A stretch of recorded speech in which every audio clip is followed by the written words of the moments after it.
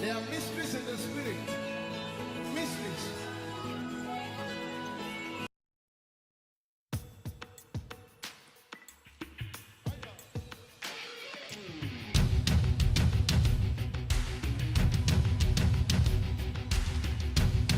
Blow the trumpet in Zion. Sound the alarm. This is a war cry. Devil will say no to you over this generation. I shall let the army roar. Let the army roar. Kapaya and the palada. Say let the army roar. We are taking it back. Let the army roar. I shall. An army is rising. Hey. That won't take no for an answer. Hiya. And if we must have you, nothing less than all of you. Hey. An army is rising in the realm of the spirit. That will take no for an answer. And if we must have you, hiya, nothing less than all of you, because we won't wait for you to come. We are right where you are. We are desperate for all of you, nothing less than that. We would wait for you to come. We are right where you are. We are desperate for all of you, nothing less than that. Let the army roar. Let the army roar. Let the army roar. Apali and the Betty and the Shah. Let the army roar. Say, an army is rising. That won't take no for an answer. And if we must have you, nothing less than all of you. An army is rising. That will take no for an answer. And if we must have you, nothing less than all of you. All of you. Because we won't wait for you to come. We are right where you are. We're desperate for all of you, nothing less than that. We won't wait for you to come. We are right where we are. We're desperate for all of you, nothing less than that. Lift your hands, everybody say, we won't wait. We won't wait for you to come. We are right where you are. We're desperate for all of you, nothing less than that. One more time, somebody lift your hand and say, we won't wait. We won't wait for you to come. We are right where you are. Yalla, kapala, tell your mama, we are desperate. We're desperate Aya. For all of you, nothing less than that. There's nothing better. Ask and you will give. Seek and you will find. There's nothing better than the living God. There's nothing better than the living God. Ask and he will give.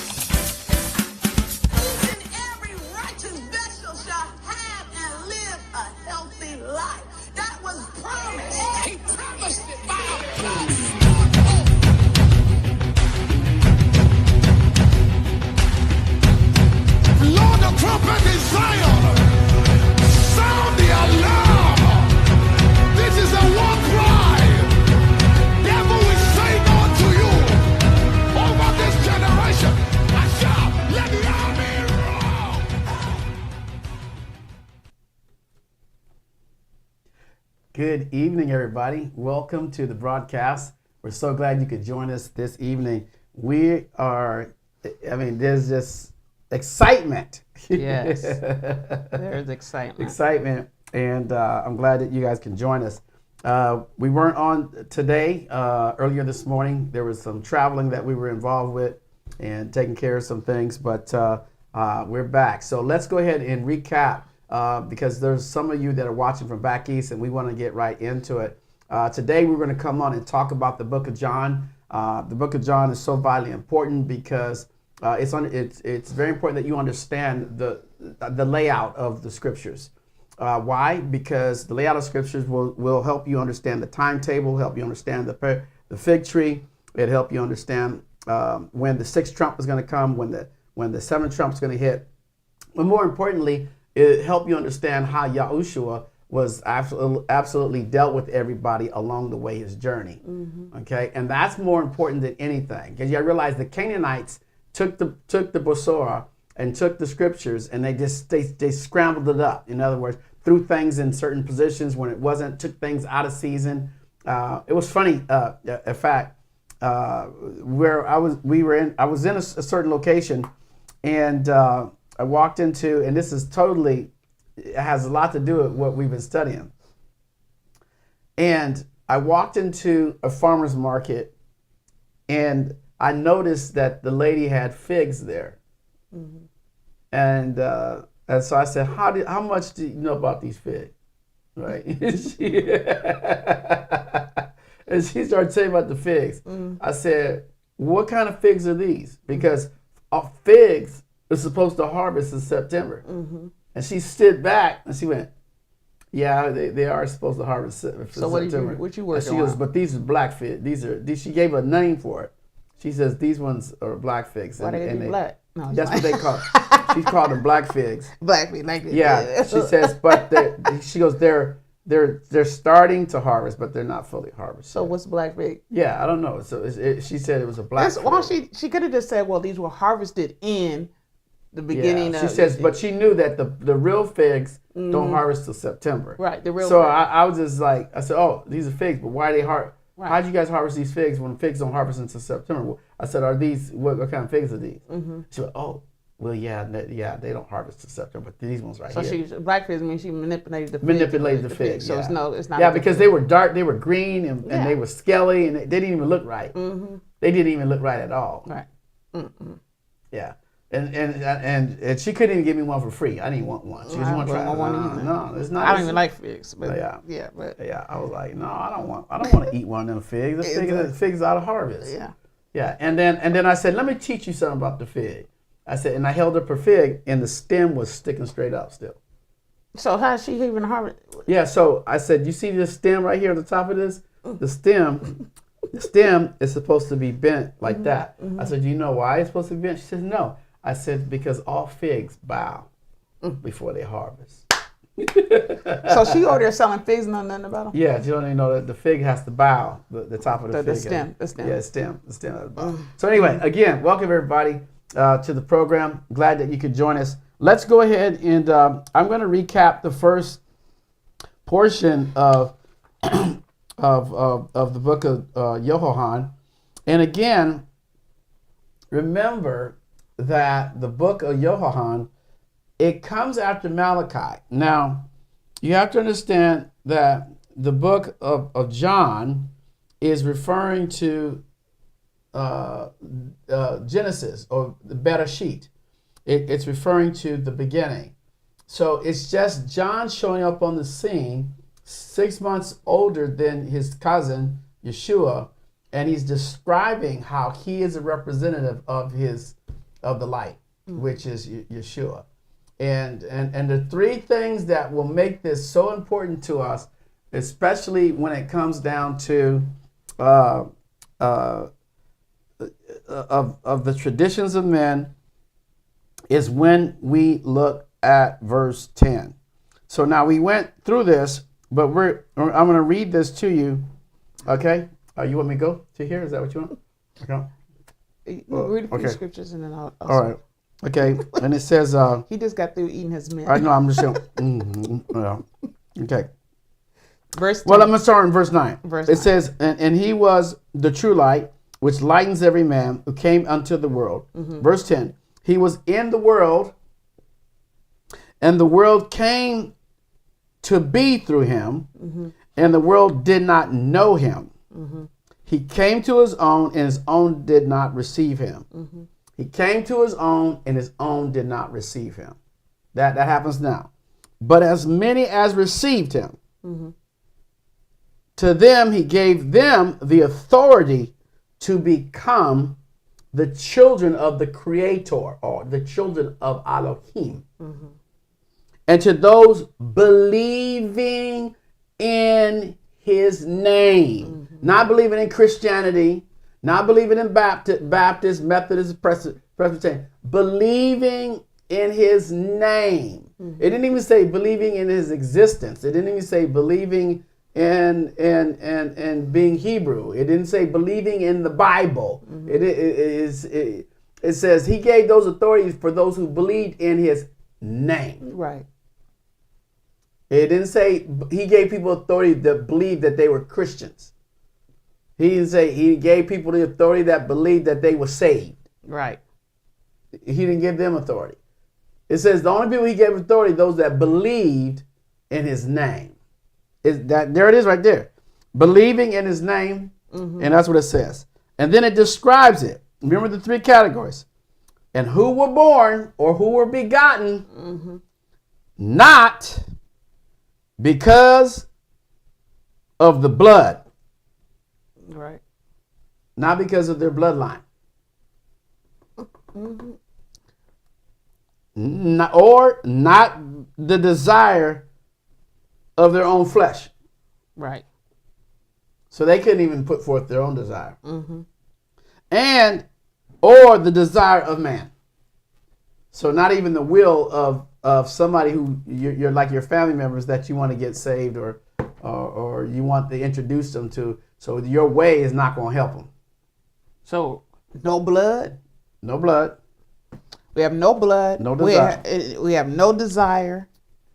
And So I like little man. no blood. So no natural physical mama daddy blood, sister them blood. We're going to help you. Church member said, "You my sister in the body." not gonna Nobody blood is going to Help you. Help you. Okay. Nobody's going to help you. Nobody's flesh. No much how much they desire for, or you desire for one to get to know who he is. It don't matter. It's no one's flesh is going to work. Nobody's. Yeah, nobody that you personally know can actually help. I mean, can it look? Okay. And I know, and exactly. I was gonna say, and you know they're gonna quote a whole bunch of little verses that they don't know what the subject matter is about. Right, to justify that you need to be fleshly. To justify that what I'm gonna tell you is what reason why you gonna get that way. Right, and why blood's thick in the water. Why blood's thick in the water. So all the stuff that I'm gonna make up in my speech or my sermon is gonna get you saved. Right. And it just tells you right here that he only gave those authority that believed on his name. He didn't give nobody authority that believed in the sermon. Right. And again, believed in his name, not Jesus' name, but his name. So again, we keep going. Yeah, but I'm sorry, I'm still eating. Okay. That believed in his name, and when that happened, they become begotten, not because of a bloodline, and not because of their own desire, and not because of any preacher or any other person. And the reason why this is so important, because here's where you got to train your mind at. The book of John, this is the first statement about authority. Prior to that, it was 430 years, and nobody was talking about Yahushua. Can you imagine 400 plus years and nobody said nothing? And until this time, John shows up, and the first thing that John does is says, in the beginning, first earth age. The Elohim, or Adonai and Elohim were together, which is Yahuwah and Yahushua. the Word was with Elohim, and the Word was Elohim. That right there. Okay? So you got YAHUAH and Yahusha. They're both together in the beginning. So he's talking about prior to the second earth age. Right. And there's a reason why he reiterates in the beginning was the Word. Okay. It's like, if y'all didn't get it in the beginning, I'm going to repeat it again in the middle. Yeah, in the beginning. So during the book, when you read Better Sheet, when you read Genesis, in the beginning was the Word. And the Word was with Yah, and the Word was Yah. So in the beginning was Elohim, the Creator, and the Word was the Creator.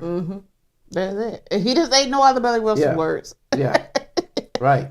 And in him was life, and in him was the light of men. And Yohanan is getting ready to go start talking about his Yahushua. And that's what he's going to talk about. And then he goes on and he says, and there was a man sent from Elohim whose name was Yohanan. And this one came for a witness, to bear witness of the light, that all might believe through him. That he was not that light, but that he might bear witness of that light. For he was that true light, which lightens every man that cometh into the world. And he was in the world, and the world came to be through him. And the world did not receive him. And this is where we're at today, where the world does not receive Yahushua. It's so much darkness in the world today that even if you get to hang on, like most people are going to fall away. And that's the beauty of the truth of the Word. You got to see the falling way. Yeah, because his Word, it's gonna. There's ones that are going to get. There's ones that are falling away because they're waking up, and then the ones that are waking up are not going back. But then there's ones that were never really real, that going to say that, oh yeah, I agree with you, but they really don't believe either. So the falling away is the greatest, one of the greatest signatures that y'all said would happen, and we can see it today. And it's very interesting too. You can see the frustration of preachers today that are in Bel, and part of them is waking up, and the other part of them is they don't know why they're so frustrated. They're frustrated because you've been worshiping Bel and you teaching everybody else to worship Bel, so you got Bel worshipers fighting Bel worshipers in the same place. So, and so who's the who? Okay, let me see this.